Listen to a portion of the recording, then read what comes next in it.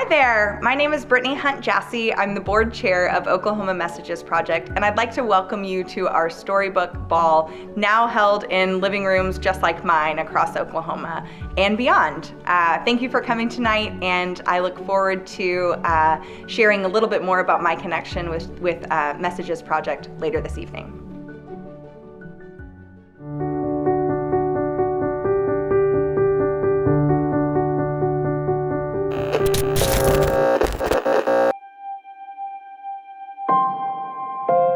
More than 135,000 Oklahoma children deal with the pain of parental incarceration at some point in their childhood. With no connection to their parents, many of these children are just trying to survive on their own, reading bedtime stories alone, if they even read at all. These children can go months, even years, without the touch of one or both of their parents, without hope. They aren't data. They have names and faces, and they long to connect with their moms and dads. The effects of parental incarceration are devastating. Children who lack connection with their parents suffer anxiety, depression, loss of interest in school, and even worse, children of incarcerated parents are 6 times more likely than other children to suffer the same fate.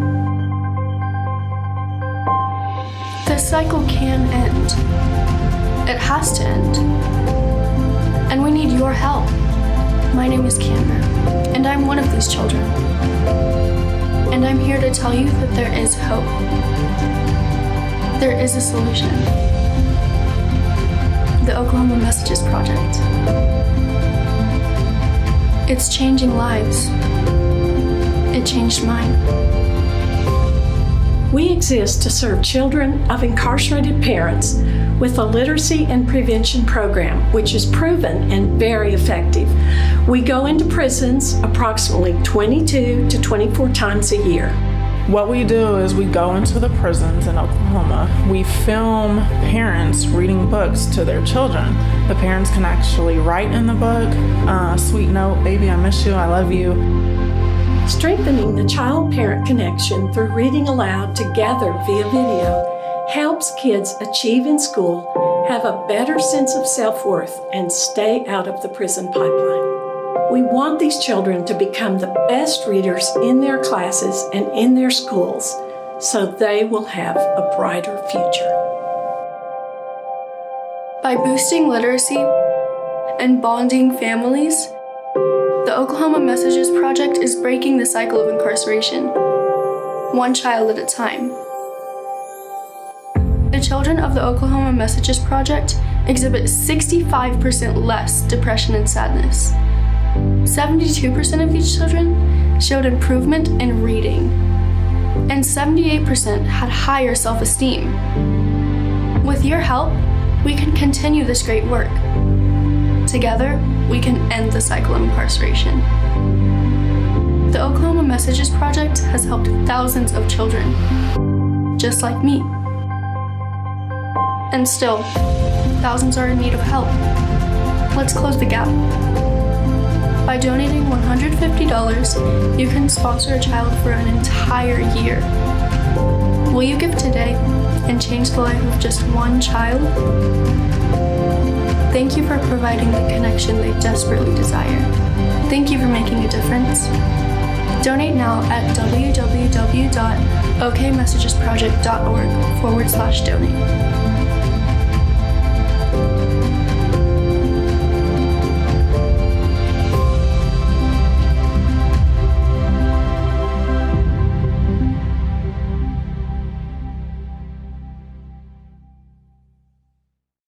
Hello, I am FRANCIE EKWEREKWU. I have been a board member for the Oklahoma Messages Project since 2014, board secretary up until last year. It has been an honor to serve with Oklahoma Messages Project. Mostly, I like to show why I'm a board member through my activities and actions with the kids that we serve. But today, I'm going to tell you an enchanted story about my life and the life of so many of our children in Oklahoma Messages Project. But know this, I should not be standing here right now. I shouldn't be here before you telling you my story, this enchanted story. Why? Because our society tells me that I should be in a prison cell right now. Yeah, I said it. I should be in prison right now. Let me tell you why. Let's take it back, storybook style. 1988, I was born in Arlington, Texas, to a loving family. I have 2 brothers, a mom and a dad. I had a great childhood. Everything was lovely. Everything was enchanted. It was filled with sports, fun, family, lots of sports and more sports, and school and friends and just community service. I had a wonderful childhood. I remember being on a soccer field about age 7, 8, and one of my teammates, she turned and looked at me and she said, "Francie, why doesn't your dad ever come to our games?" And I thought, I don't know. That's a good question. I didn't know why he wasn't at my games. And I just told her, well, he's working. I made a quick excuse to get out of that. And I went home that night and I got really close to asking my mom, why doesn't my dad come to my soccer games? But I just couldn't. I was nervous. I didn't know what she would think about that question. And I certainly didn't want to burden her with any more obstacles or stress. My mom worked hard. She worked very hard. And when she got home, she had to cook and clean and get us ready for bed, take us to practice. She didn't have time for my questions that might burden her. That was my point of view at the time. This question came up again when I was 14. I had a burning itch to ask her. I wanted to know, why wasn't my dad at my volleyball games, my basketball games, my track meets? Why wasn't he there for daddy-daughter dances and things like that? But as nervous as I was, I mustered up the courage and I asked my mom. And she very nervously responded, well, your father and I are recently divorced. And he lives in his home country, Nigeria. And I just wanted her to stop talking. I wanted her to leave it at that. That was good enough for me. I didn't want to hear more as to why he would completely leave us and go to another country. It was good enough. It would work for my friends. It was really cool to say that my dad lived in another country. I was good with that. So time went on. I kept playing sports, as I said.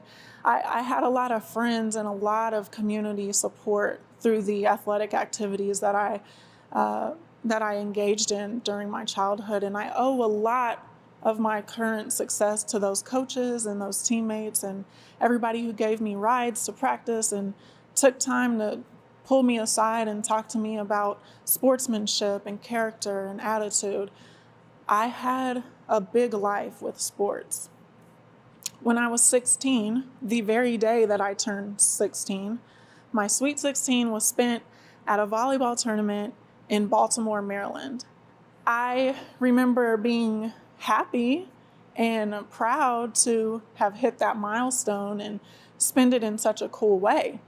Well, when I returned home, my mother said, "I have somewhere special I want to take you for your birthday." And I said, "Okay." She said, "Go get dressed. Here's the type of attire you should wear. And this is just me and you. This is a girls' outing, and we're going to leave your brothers at home." And of course, that was all she had to say for me. Leave my brothers at home? I was excited about that. So I get dressed. I'm excited. I jump in the car, and we set off. We are driving down Interstate 20, a very commonly traveled highway for me and my mom and my family at that time of our lives. We're heading toward Fort Worth, Texas, and we're passing familiar, road marks that I was very familiar with. But all of a sudden, my mom exits, an exit that I've never seen, I've never paid attention to. And I thought, what business do we have over here? I mean, we don't play sports here. We don't go to church here. We've never eaten at a restaurant here. I'm really unfamiliar. But she keeps telling me, it's a secret. You just wait, you just wait. So as we drive down this road, I notice we pass an old abandoned high school on the left and a Wendy's on the right. And I was really hungry at the time and I would have settled for Wendy's, but I was so curious to know where was she taking me. And we kept going. All of a sudden she stops and we make a left. And we were heading up this winding road and it seemed like we just kept going in circles. And it was foggy and there was nothing in sight for me to see until all of a sudden she makes another left. And it out of nowhere appears this magical, enchanted castle. That's my interpretation as a 16-year-old. And I thought, wow, that is a huge building. It was beautifully constructed with red Spanish tiling. And I thought, what is this place? But as my eyes began to zoom out, I noticed some silver barbed wiring. And I thought, what? Why is this magic enchanted castle covered in security and barbed wire? Well, who would need this much protection? What type of restaurant is this? My mom stopped the car in the parking lot and she turned and looked at me and she held my hand and she said, "This is where your father is." I paused. I was confused. I thought, what is she talking about? My dad's in Nigeria. What is this place? How did he get here? And then she said, "This is a prison. And this is where your father has been for the last 5 years or so." And I thought, 5 years? Okay, well, was he in Nigeria before that? And it was all really confusing to me. And then she held my hand again and she said, "Do you want to see him today?" And I was rushed with so many emotions, excitement. Yes, I want to see my dad. I mean, when I was young, my latest memories of him, we were very close. I was a daddy's girl through and through.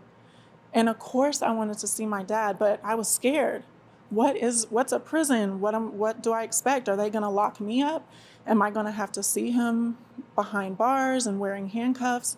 I didn't know what to think, but I very softly said, yes, I want to see him. We walk into the front doors and I'm immediately greeted by ferocious barking canine units, sniffing me, every part of me. And I wasn't a dog person at this time, and it frightened me to no end. Once the dogs finally settled down and left, my mom ushered me through the metal detector. She said, "Go on, go on." My mom knew this process. I could tell this wasn't her first time, but how? This was all really puzzling to me. She told me, "Go through the metal detector, empty out your pockets." The only thing I had in my pocket was my favorite lip gloss. I took it out of my pocket and set it down in the tray. The guard took it, and as soon as he took it, he dumped it in the trash can. No lip gloss allowed here. I was very upset. I'm 16, and that's my favorite lip gloss. You don't take a girl's lip gloss at all. Well, he did. I immediately was rushed with this feeling of fear and anxiety. Were these people going to try to arrest me too for having lip gloss? I didn't know. Were those dogs going to bite me? What's that smell in the air? It smells weird in here. It smelled stale and lifeless. We had to wait 2 hours to see my dad that night. There's this thing called count, and you have to wait. Those of us at Messages Project know about count. It's not your friend. You have to wait until everyone in a prison facility is accounted for before anyone can continue with activity. I waited a 2-hour count plus the prior, 11 to 12 years to see my dad. And it was all worth it. As soon as I saw him, every memory I had as a 5-year-old girl rushed back. His smile, his smell, his hands, his body structure, his embrace. But things were different now. I was taller than him. I was taller than my dad. Who would have expected that? And that was a little weird, but I caught myself staring at him endlessly, looking at his ears, his hair. So much was the same and familiar. So much was different. He was older. He had drooping eyes, and he looked very tired. But he also looked very muscular. He worked out every day religiously, and he ran the track every day religiously. He was in great shape. From that point on, I became obsessed with visiting my father in prison.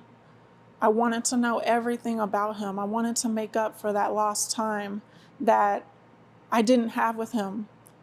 I wanted to think that he could come to my volleyball game that next weekend, but he never showed. Throughout high school, throughout college, I continued to keep this family secret. Why?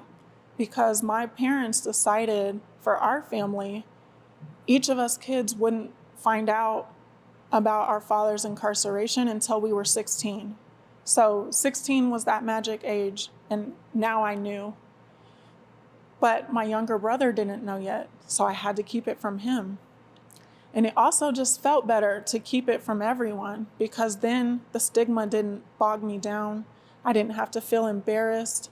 I didn't have to feel shameful. And I just kept moving, but had this secret love and passion for my dad that was inside of me every day and wanting to get to the next visit to see him. When I got to graduation from college, I thought, what am I going to do with life? My godfather at the time asked me the same thing. After much processing, I decided I would go to law school. And I had a ton of support in doing so from my community. And I want to pause and talk about the importance of community support for children of incarcerated parents. They need you watching me right now. If you know a child who has an incarcerated parent, you need to start participating in their life right now. And if you don't know a child who has a parent incarcerated, I challenge you to check again. I bet you do. Or I bet you know an adult who was a child of an incarcerated parent. Here in Oklahoma, we have 130,000 children of incarcerated parents. I'm pretty sure you know somebody. My community was very supportive to me and my brothers, my mom. We couldn't have made it to where we are today without our community. I also want to pause and talk about the importance of supporting caregivers. My mom, she felt lonely. She felt embarrassed. She felt like she couldn't talk about my father's incarceration with anyone because others wouldn't know how to respond to her.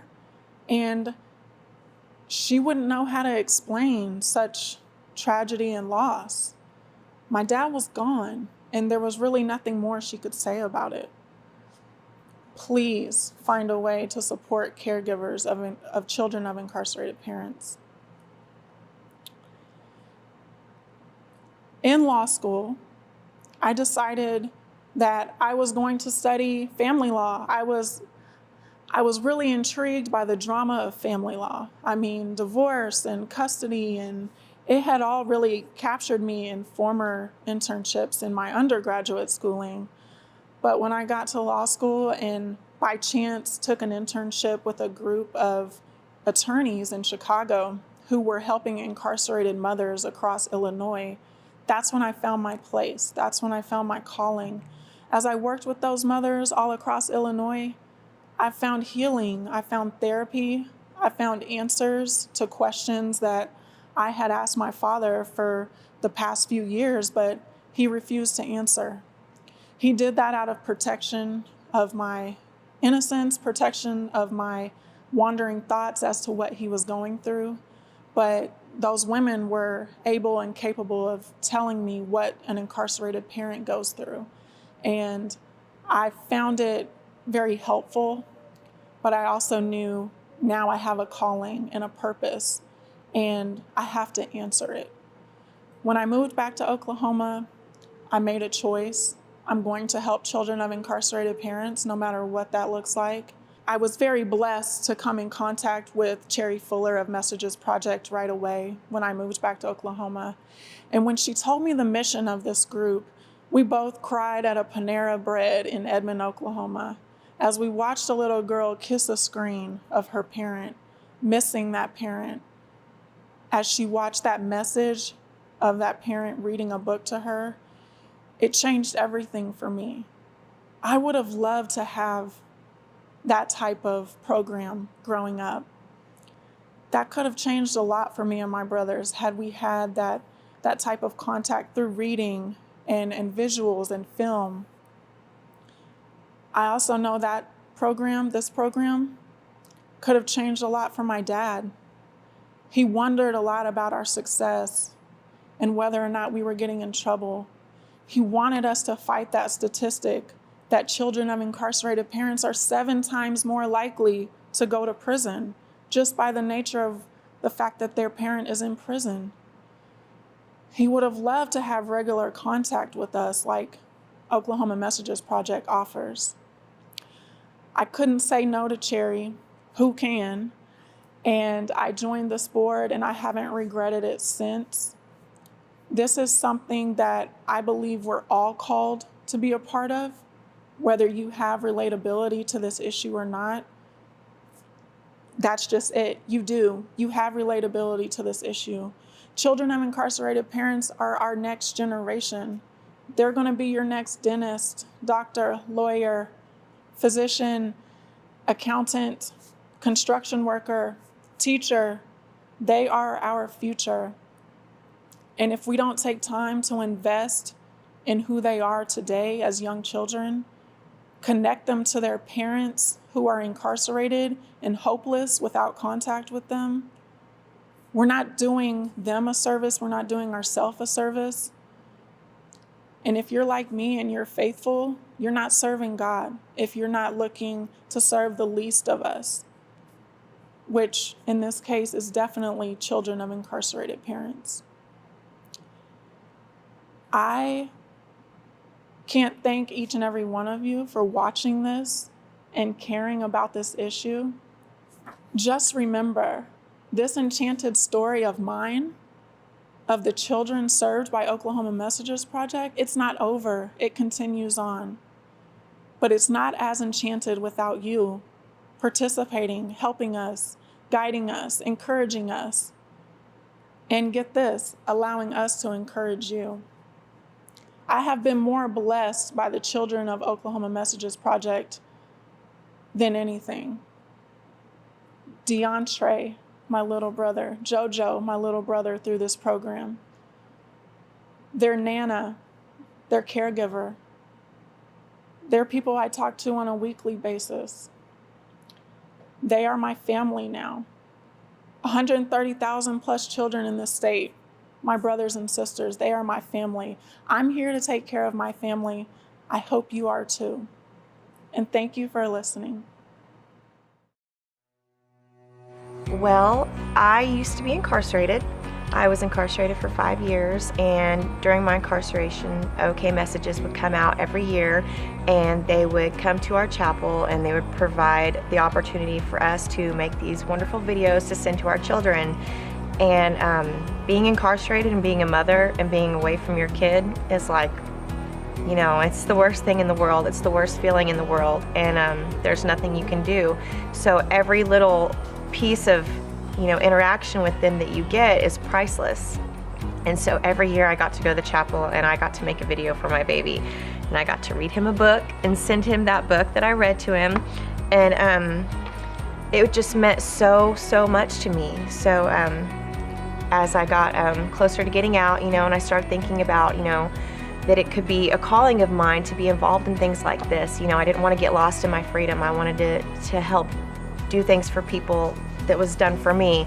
So when I heard about, there was an opportunity to be a volunteer for OK Messages, I jumped right on it. And I thought, what a great way to give back to a program that touched my heart, and it meant so much to me. And now maybe one day I can go back in there and help those girls the way like you helped me.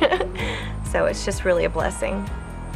Well, I just remember I would be at home and she would send me videos, and I would get so excited when my Nana would show me the videos on the computer, and I'd always ask her to play it again for me because I would always just want to watch it over and over and over again because I just loved it so much.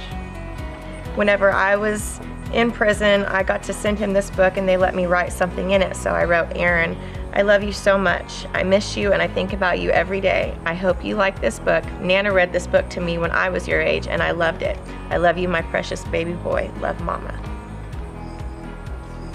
I feel like our bond would have severed. I feel like because he got to watch it whenever he wanted, he stayed feeling familiar with me. I feel like we stayed connected because of that, and whenever I did, get a visit or something from him, there wasn't the weirdness, the awkwardness, and he would tell me that he watched the video over and over, and he put his hand to the screen when I put my hand to the screen. And it was really special for us to get to keep that bond, and I don't think we would have kept it so strongly without OK Messages. Well, I got my Department of Corrections badge, and so I feel like if I can do it, they can do it. And I want to make sure that I go in there and spread some hope in some way, shape, or form. So I got involved with my church, and I'm on the God Behind Bars team. And then as soon as I heard about OK Messages and that I could possibly be a volunteer and go back in and be a video coach, I thought that, what a great way to give back to this program. And all my friends, they want to see the fundraiser, they want to come over. I have so many friends that were in prison with me that are doing great now and living their best life, and they benefited from this program. Their kids benefited from this. This is so important to a mother and a child in prison who don't get to see each other. I mean, I want to cry just thinking about how important it is. So yeah, there's nothing I wouldn't do for this program to give back to it. Thank you so much, OK Messages, for letting me see my mom when she was in prison when I was little. I would love seeing her every time. I just want to thank you because it just made my day every single day. Hi, my name's Brittany HUNT-JASSEY, and I am the board president of Oklahoma Messages Project. I am coming to you live from my living room for the Storybook Ball, which has been brought virtual like so many things this year. I became involved in Messages Project 3 years ago as a volunteer. I had read an article about the work we were doing in the prisons and wanted to get involved. So Cheri, our executive director, immediately called me, took me to Starbucks to talk about the mission, and within a few weeks, I was in a DOC training, and then pretty quickly in the prisons helping parents record videos for their children.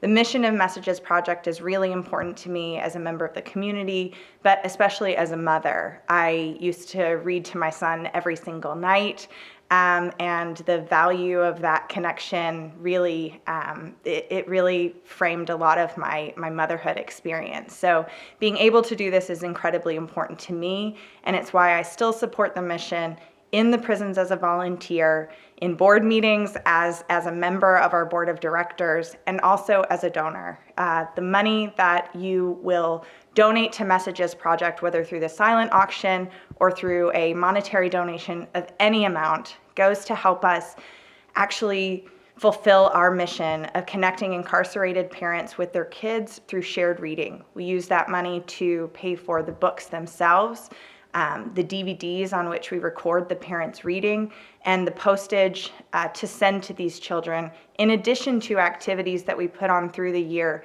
for caregivers and the children in order to bring a little bit of normalcy to their lives.